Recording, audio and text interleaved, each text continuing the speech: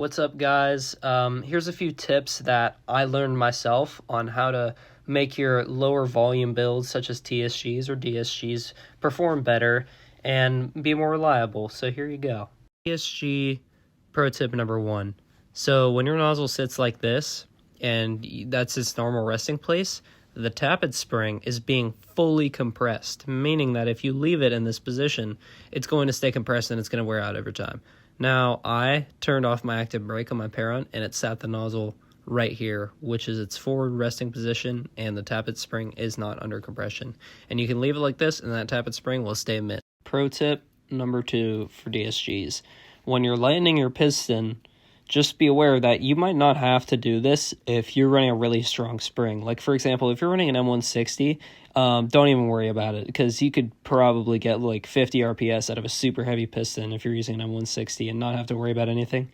But if you're running a 1 joule spring, yeah, I would lighten it and maybe remove the front bearing. But it's just all up to personal preference. I prefer to keep the bearing on for maximum quiet, but that's because I don't use 1 joule springs. DSG pro tip number 3. So there's this thing called dead airspace, and what happens is it matters more with DSGs because you're working with less air volume.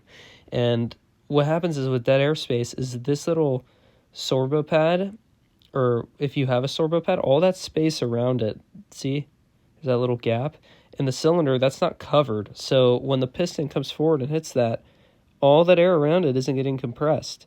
And it's a small amount of air, so you wouldn't think it'd be a big deal.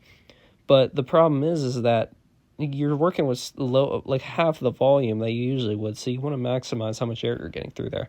What you could do is you could get a mushroom piston head, and this is kind of how I did it. I made a radius around the inside of the sorbo pad, and so the mushroom would kind of fit in there and compress all the air straight down.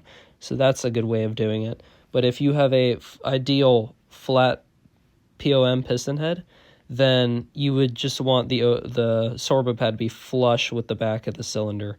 And then there's also another way you can fuck it up. If you have like a cylinder head that has the internal sorbo pad ripped out, well, it may look like it's okay, but yeah, it might look like it's sealing, but all that air in there, that's honestly worse because all that air isn't getting compressed, and it's just kind of sitting there more than how it usually would. Is if you had something like this, all the air would be pushed straight down.